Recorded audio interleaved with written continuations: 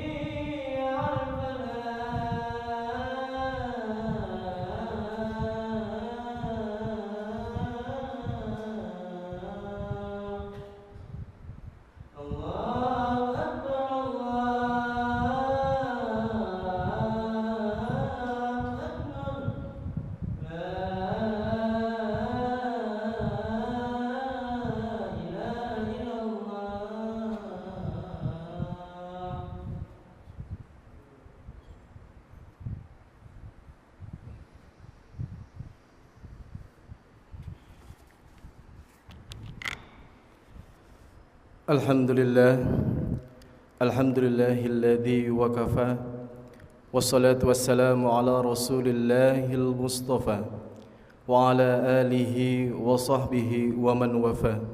Amma ba'd, faya ibadallah, usi nafsi wa iyyakum bitaqwallah faqad fazal muttaqun fala tamutunna illa wa antum muslimun. Qala Allah ta'ala fi kitabihil karim, أعوذ بالله من الشيطان الرجيم بسم الله الرحمن الرحيم يا أيها الذين آمنوا اتقوا الله حق تقاته ولا تموتن إلا وأنتم مسلمون. وقال تعالى مذكرا بذلك بسم الله الرحمن الرحيم يا أيها الذين آمنوا إذا نودي للصلاة من يوم الجمعة فاسعوا إلى ذكر الله وذروا البيع Dzalikum khairul lakum in kuntum ta'lamun. Ma'asyiral muslimin rahimakumullah. Mengawali khutbah pada siang yang penuh berkah ini, khatib mengajak jemaah sekalian untuk sama-sama kita bersyukur kepada Allah Subhanahu wa taala atas segala limpahan rahmat, taufik dan hidayahnya sehingga kita masih diberikan kesempatan untuk menikmati kemuliaan salat Jumat yang penuh berkah pada siang hari ini. Salawat serta salam semoga senantiasa tercurah limpahkan kepada junjungan kita semua Nabi besar Muhammad sallallahu alaihi wasallam, juga kepada keluarganya, para sahabatnya, dan tentu kepada seluruh pengikut beliau hingga akhir zaman. Semoga mendapatkan syafaatnya di yaumil qiyamah. Amin ya Allah ya rabbal alamin. Pada kesempatan yang mulia ini, khatib juga berwasiat kepada diri khatib pribadi dan kepada seluruh jamaah sekalian. Marilah kita senantiasa meningkatkan ketakwaan kita kepada Allah Subhanahu wa taala dengan sebenar-benarnya takwa, yaitu menjalankan segala perintahnya dan menjauhi segala larangannya. Sesungguhnya orang-orang yang beriman dan bertakwa, mereka adalah yang beruntung. Ma'asyiral muslimin rahimakumullah, hari ini kita berdiri di ambang pintu peradaban global yang bergerak dengan kecepatan cahaya. Teknologi informasi, kecerdasan buatan, dan disrupsi ekonomi telah meruntuhkan sekat-sekat geografis. Dunia yang dulunya begitu luas, kini seolah mengecil menjadi sebuah desa global. Di tengah arus perubahan yang masif ini, kita perlu bertanya dengan jujur dan reflektif, di manakah posisi pemuda Muslim? Apakah kita hanya menjadi objek yang terseret arus, sekedar penonton yang gamang, ataukah kita mampu menjadi subjek yang mewarnai dan mengarahkan arus tersebut? Jamaah yang dimuliakan Allah, dalam pandangan Islam, pemuda bukan sekadar fase usia yang dihiasi semangat menggebu-gebu tanpa arah. Pemuda adalah fase kekuatan antara dua kelemahan, yaitu kelemahan masa kecil dan kelemahan masa tua. Fase ini adalah puncak kekuatan seorang pemuda. Inilah masa di mana akal sedang tajam-tajamnya, fisik sedang prima-primanya, dan idealisme sedang menggelora. Maka untuk menjadi agen perubahan yang tangguh di level global, seorang pemuda Muslim tidak bisa hanya mengandalkan retorika. Ia harus membekali diri dengan 3 kapasitas fundamental. Kapasitas pertama ialah kedalaman literasi dan penguasaan ilmu pengetahuan. Dunia global tidak bisa ditaklukkan hanya dengan semangat yang kosong, tetapi dengan kekuatan pengetahuan yang terstruktur. Sebagaimana Allah Subhanahu wa taala berfirman dalam Quran surat Al-Mujadilah ayat 11, Bismillahirrahmanirrahim. Ya ayyuhalladzina amanu idza qila lakum tafassahu fil majalisi fafsahu yafsahillah lakum wa idza qila ansuzu fansuju yarfa'illahu alladhina amanu minkum walladhina utul ilma darajat wallahu bima ta'maluna khabir. Wahai orang-orang yang beriman, apabila dikatakan kepadamu, berilah kelapangan di dalam majlis-majlis, lapangkanlah, niscaya Allah akan memberi kelapangan untukmu. Apabila dikatakan berdirilah, maka berdirilah. Allah niscaya akan mengangkat orang-orang yang beriman di antaramu dan orang-orang yang diberikan ilmu beberapa derajat. Allah Maha teliti terhadap apa yang kamu kerjakan. Ayat ini adalah motivasi ilahiyah bahwa kemuliaan sejati tidak diraih dengan harta atau popularitas sesaat, melainkan dengan integritas iman dan ilmu. Di era digital ini, menjadi agen perubahan berarti harus memiliki intelektualitas yang luas dan adaptif. Kita tidak hanya butuh pemuda yang pandai membaca kitab, tetapi juga pemuda yang mampu membaca algoritma, memahami big data, menguasai bioteknologi, dan merancang narasi sains dunia. Tidakkah kita renungkan firman Allah Subhanahu wa taala dalam Quran surat Ar-Rahman ayat 33? Ya ma'syaral jinni wal insi in istata'tum an tanfudhu min aqtaris samawati wal ardi fanfudhu la tanfudhuna illa bisultan. Wahai golongan jin dan manusia, jika kamu sanggup menembus penjuru langit dan bumi, maka tembuslah. Kamu tidak akan mampu menembusnya kecuali dengan kekuatan ilmu pengetahuan dari Allah. Ini adalah isyarat Al-Quran tentang pentingnya penguasaan sains dan teknologi sebagai syarat untuk menjadi bangsa yang disegani. Tanpa ilmu, kita hanya akan menjadi pengekor atau bahkan budak teknologi. Dengan ilmu, kitalah yang menjadi pelopor dan pencipta peradaban. Rasulullah SAW bersabda dalam hadis, Talabul ilmi faridatun ala kulli muslimin. Menuntut ilmu itu wajib bagi setiap muslim. Kewajiban ini tidak terbatas pada ilmu agama saja tentunya, melainkan mencakup semua ilmu yang membawa kemaslahatan bagi umat manusia. Artinya, ibadah yang tidak disertai ilmu dan analisis yang tajam akan kalah dampaknya dibandingkan amal yang didasari ilmu yang mendalam. Kapasitas kedua yang tidak kalah penting adalah kokohnya karakter dan integritas. Ilmu pengetahuan tanpa karakter adalah bencana kemanusiaan. Kita menyaksikan dunia hari ini menderita bukan karena kekurangan orang pintar, melainkan karena krisis integritas. Banyak orang cerdas menggunakan akalnya untuk menipu, memanipulasi data, menyebarkan hoaks, dan menciptakan kerusakan ekologis demi keuntungan sesaat. Inilah yang disebut dalam Al-Quran sebagai fasad atau kerusakan. Di tengah budaya postrat atau pasca kebenaran, di mana kebohongan dianggap lumrah dan degradasi moral merajalela. Integritas seorang pemuda muslim harus menjadi pembeda yang nyata. Rasulullah SAW menegaskan misi utama kenabiannya, innama bu'ithtu liutammima makarimal akhlaq. Sesungguhnya aku diutus untuk menyempurnakan kemuliaan akhlak. Hadis riwayat Ahmad. Ini adalah standar emas. Pemuda muslim yang berintegritas adalah mereka yang jujur meskipun dalam dunia maya, amanah meskipun tidak ada yang mengawasi, dan adil meskipun kepada diri sendiri. Allah Subhanahu wa taala memberikan teladan terbaik dalam diri Rasulullah sallallahu alaihi wasallam sebagai parameter karakter global, sebagaimana beliau berfirman dalam Quran surat Al-Ahzab ayat 21, laqad kana lakum fi Rasulillahi uswatun hasanatul liman kana yarjullaha wal yawmal akhir wa dzakarallaha katsira. Sungguh telah ada pada diri Rasulullah itu suri teladan yang baik bagimu, yaitu bagi orang yang mengharap rahmat Allah dan kedatangan hari kiamat yang banyak mengingat Allah. Keteladanan ini meliputi seluruh aspek kehidupan. Bagaimana beliau berbisnis dengan jujur, bagaimana beliau memimpin dengan adil, dan bagaimana beliau memperlakukan lawan dengan santun. Dalam skala yang lebih teknis, Al-Quran mengingatkan bahaya mengikuti sesuatu tanpa dasar ilmu yang berujung pada kerusakan moral dan tatanan. Sebagaimana dalam Quran surat Al-Isra ayat 36, wala taqfu ma laisa laka bihi ilm innas sam'a wal basara wal fuada kullu ulaika kana anhu mas'ula.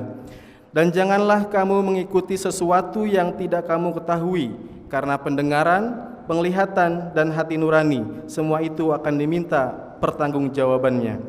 Di era digital, ayat ini relevan sebagai benteng dari penyebaran hoaks dan ujaran kebencian. Integritas digital adalah bagian dari takwa modern.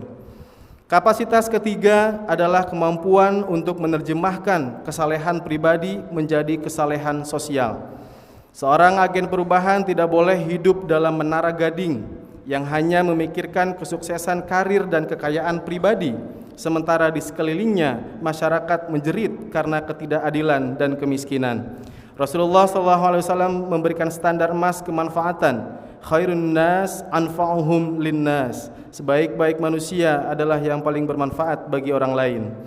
Di era global, masalah kemanusiaan bersifat lintas batas. Kemiskinan, perubahan iklim, dan ketidakadilan membutuhkan solusi inovatif dari generasi muda. Allah Subhanahu wa taala berfirman dalam Quran surat Al-Qasas ayat 77. Wabtaghi fima atakallahu ad-daral akhirah wa la tansa nasibaka minad dunya wa ahsin kama ahsanallahu ilaik wa la tabghil fasada fil ard innallaha la yuhibbul mufsidin. Dan carilah pahala negeri akhirat dengan apa yang telah dianugerahkan Allah kepadamu, tetapi janganlah kamu lupakan bagianmu di dunia. Berbuat baiklah kepada orang lain sebagaimana Allah telah berbuat baik kepadamu, dan janganlah kamu berbuat kerusakan di bumi. Sungguh Allah tidak menyukai orang yang berbuat kerusakan. Ayat ini adalah formula keseimbangan. Sukses dunia harus menjadi jembatan sukses di akhirat, bukan tujuan final. Keberadaan pemuda harus menjadi rahmatan lil alamin. Kita bisa melihat contoh konkret pada kisah Ashabul Kahfi yang diabadikan dalam Al-Quran. Mereka adalah pemuda yang tidak hanya menyelamatkan iman mereka sendiri, tetapi dengan hijrahnya mereka justru menyebarkan nilai-nilai tauhid dan menjadi inspirasi sepanjang masa. Allah Subhanahu wa taala berfirman dalam Quran surat Al-Kahfi ayat 13, Bismillahirrahmanirrahim. Nahnu naqussu 'alaika naba'ahum bil haqq innahum fityatun amanu bi rabbihim wa zidnahum huda. Kami menceritakan kepadamu kisah mereka dengan sebenarnya. Sesungguhnya mereka adalah pemuda-pemuda yang beriman kepada Tuhan mereka, dan kami menambahkan petunjuk kepada mereka. Jemaah Jumat yang dirahmati Allah Subhanahu wa taala, masa muda adalah amanah yang sangat berat. Ia adalah modal utama yang akan dimintai pertanggungjawaban di hadapan Allah Subhanahu wa taala. Rasulullah sallallahu alaihi wasallam telah mengingatkan kita tentang 5 perkara sebelum datang 5 perkara. Salah satunya adalah masa mudamu sebelum datang masa tuamu. Oleh karena itu, Mari kita gunakan masa muda ini untuk membangun peradaban. Jangan habiskan energi hanya untuk hiburan yang melalaikan atau sekadar menjadi konsumen konten negatif. Binalah diri untuk menjadi pemimpin masa depan yang dinantikan dunia.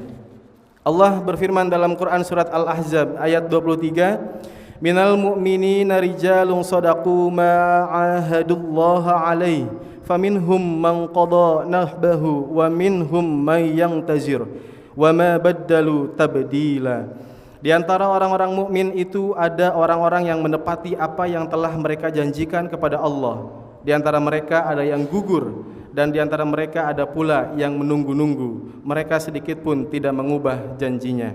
Inilah saatnya kita menjadi generasi yang menepati janji untuk membawa Islam sebagai solusi peradaban, bukan sekadar identitas.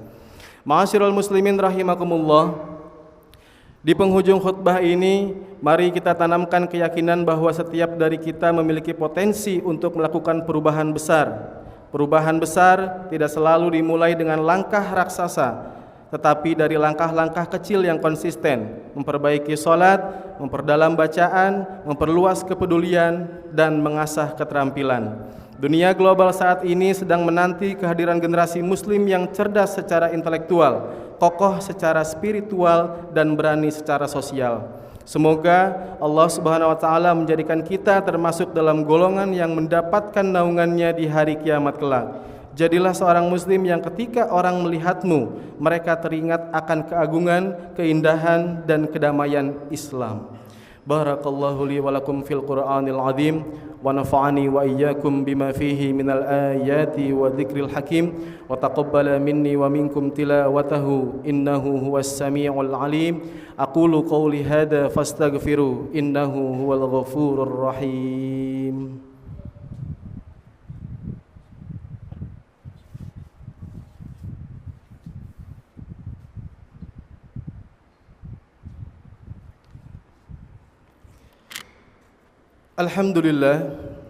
Alhamdulillahi ala ihsanihi wa syukru lahu ala taufiqihi wa amtinanihi. Ashhadu an la ilaha illallah wahdahu la syarika lah, wa ashhadu anna sayyidana Muhammadan abduhu wa rasuluhu ad-da'i ila ridwanihi. Allahumma salli ala sayyidina Muhammad wa ala alihi wa ashabihi wa sallim tasliman katsira.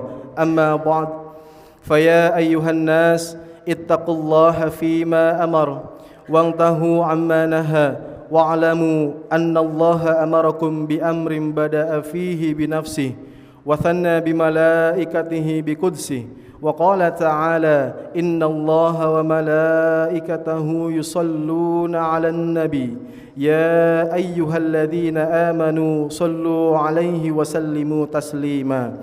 Allahumma salli ala Sayyidina Muhammad wa ala ali Sayyidina Muhammad wa ala anbiya'ika wa rusulika wa malaikatil muqarrabin wa radallahumma anil khulafa'ir rasyidin Abi Bakr wa Umar wa Uthman wa Ali wa an baqiyatis sahabati wat tabi'in wa tabi'it tabi'in lahum bi ihsanin ila yaumiddin wa radha 'anna ma'ahum bi rahmatika ya arhamar rahimin. Allahumma ighfir lil mu'minina wal mu'minat wal muslimina wal muslimat al ahya'i minhum wal amwat. Allahumma a'izzal islam wal muslimin wa adilla syirka wal musyrikin wansur ibadakal muwahhidin wansur man nasaraddin wakhdul man khadalal muslimin wa dammir a'da'ad-din wa a'li kalimatika ila yaumiddin. Allahumma adfa' 'annal bala wal waba waz zalazil wal mihan wa su'al fitnati wal mihan ma zahara minha wa ma batan an baladina Indonesia khassah wa sairil buldanil muslimin 'ammah ya rabbal alamin. Rabbana zalamna anfusana wa illam taghfir lana wa tarhamna lanakunanna minal khasirin. Rabbana ya Allah atina fid dunya hasanah wa fil akhirati hasanah wa qina adzaban nar. Ibadallah, innallaha ya'muru bil 'adli wal ihsan وإيتاء ذي القربى وينهى عن الفحشاء والمنكر والبغي يعظكم لعلكم تذكرون فاذكروا الله العظيم يذكركم واشكروا على نعمه يزدكم واسألوا من فضله يعطكم ولذكر الله أكبر والله يعلم ما تصنعون أقيموا الصلاة